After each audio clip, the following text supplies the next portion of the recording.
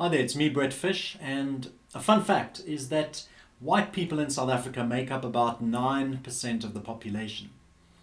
And yet somehow it is still possible for people in a large number of areas, say Bergfleet, which is just down the road from where I live, who as a young white South African might grow up with the only black and brown people in their lives being people that are in service to them or their families. So maybe the person who cleans their house, the person who looks after their garden, the person who puts petrol into their car, or the person who helps them pay for their groceries at the store. And so it's time that we interrogate the spaces we inhabit and the spaces we visit. Let's talk about this.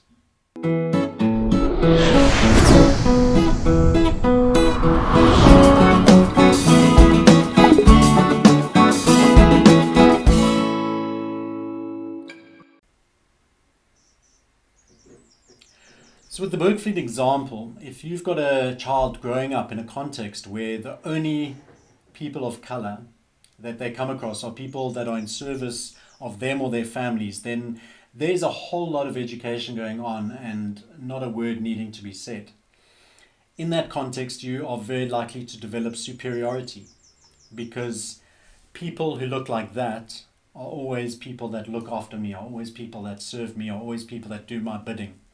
And so people like that are inferior to me. Those are the kinds of messages that you might be getting. And it's not malicious, it's just contextual. And so we need to start interrogating the spaces that we inhabit. And as white people, if the majority of the spaces that you inhabit are white or are predominantly white, then we need to interrogate that. We need to start asking some critical questions, and we probably need to make some changes. So I'm thinking of the gym that you go to. I'm thinking of the sports club you might be part of. I'm thinking of your book club. I'm thinking of your church. If those spaces are predominantly or totally white, then we're going to be surrounded by people that tend to think the same way as us, and we're not going to be growing, we're not going to be challenged, we're not going to be changed, and we are very likely going to continue the problematic thoughts and behaviors and actions that we have because we don't have spaces where we can learn and interact with people that don't look like us. So that's the one thing. And as I'm busy recording this, we're in lockdown, so it might be a little harder to kind of interrogate those spaces because you're not in all of them at the moment. But let me see if I can do a practical example to help us really see this thing in play. I want you to grab your phone. So just grab your phone right now. And if you've got WhatsApp, I want you to open it up to WhatsApp. And I want you to look at the top 10 names of people or groups in your WhatsApp. And we dealt with being colorblind a few weeks ago, so you can see color for this. I want you to look at them and look at what color the people or groups are that you come across. So the top 10 things, 1, 2, 3, 4, 5, 6, 7, 8, 9, 10. So when I'm looking on my phone, I've got 3 groups that are fairly diverse, that are non-profits that I'm working with. I've got one group that is very white, that is my family group. And then I've got 6 people, of whom 2 are white. One is my wife, one is Megan, who I do improv with, and then 4 people, of which 3 are colored and 1 is black. So one thing I can say for definite is that having some black and colored people and some diverse groups on my phone does not in any way mean that I'm not racist. It does not in any way stop me from having problematic thoughts and words and behaviors. But what I can likely guarantee is if the top 10 names and groups on your phone were all white, then that probably tells you something. If the majority of the people that you've been interacting with during lockdown have been white, if the majority of groups that you are involved in are white, then there's some work that needs to be done. We've got to start interrogating those spaces. Now, one of the things that I used to kind of see as the end result when it came to interrogating spaces was this idea of diversity, and that seemed to be like the holy grail. Once we've reached diversity, then we've arrived. That's what we're aiming for. But what I've realized more recently in the last couple of years is that diversity is just about having people in the room. And so there are a lot of churches, for example, which are one space that I move in Cape Town, where there are a lot of colored and black people. And so the church will go, well, look, we're diverse. And if I want to find out if a church is really transformational, or an organization or a group or whatever, then I want to look at who is in the leadership, who is making the decisions, who is spending the money, who is getting the money, and who are the various leaders of who's leading worship, who's running the kids' ministry, things like that. And once we start to interrogate those things in certain churches, we start to find that it might be diverse, but white people are definitely still in power and in control. And so a kind of word that I've worked or moved away from diversity towards is the word integration or belonging. And that is when we can start to feel like things are looking a little bit more like they should be.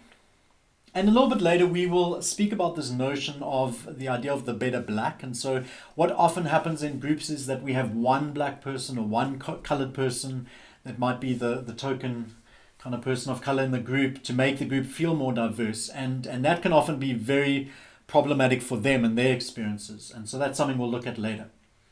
But we need to start as white people interrogating, asking critical questions about the schools that we're part of, the parks we go to, the places where we have entertainment, all those kind of things. If everyone around us is just white, in a country where we make up 9% of the population, that is not accidental. It feels like a secret society in a sense. It's intended, it's intentional. It might not be intentional by us, but somewhere along the lines. It might be the consequences or ramifications of apartheid and geography and how things have been made. But somewhere along the line, the fact that there's all whites in this group is intentional. And so we need to intentionally be breaking those areas down. We've already spoken about changing up the voices that inform you. And so the podcasts you listen to, the music you listen to, the speakers you listen to, the books you read, hopefully you've started doing some work on that and changed those to people of color, to women, if you are a man, to people from other religions, to people from other cultures, so that we can start being influenced by different people. And the next step to that is really interrogating the spaces we're in and making sure that we are not just in white spaces. And again, we're in lockdown, so this is a difficult example, but maybe put your mind back to before lockdown and think about how differently this can look when things are a little bit more normal again. But who were the last 3 people or families that sat at your dinner table with you? Who were the last 3 families that you invited to a braai or an event or a weekend away? If the answer to all those questions is just another list of white people, then again, those are spaces where we can start making a difference. Start inviting different people. Start reaching out to different people. While we're in lockdown, start connecting with other people on WhatsApp, on Zoom. Like, change up those areas in your life and make sure that there's diversity, but also inclusion and belonging. Be a minority in a conversation that is maybe not even about you, but you know that there's going to be a lot of black people or a lot of colored people, a lot of Indian people. Be part of that conversation, just as someone who's listening and observing and learning.